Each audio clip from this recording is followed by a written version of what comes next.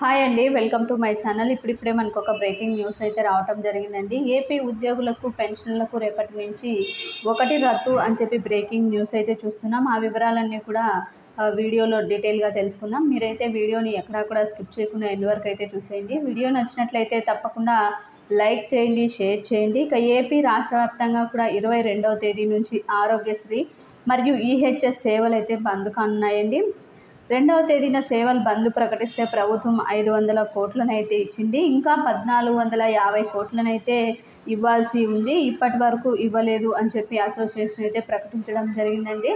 రేపటి నుంచి రాష్ట్ర వ్యాప్తంగా కూడా ఏపీ రాష్ట్ర వ్యాప్తంగా ఈహెచ్ఎస్ సేవలు అదేవిధంగా ఆరోగ్యశ్రీ సేవలు రెండింటినీ కూడా నిలిపివేస్తున్నట్టు ప్రకటించడం అయితే జరిగిందండి.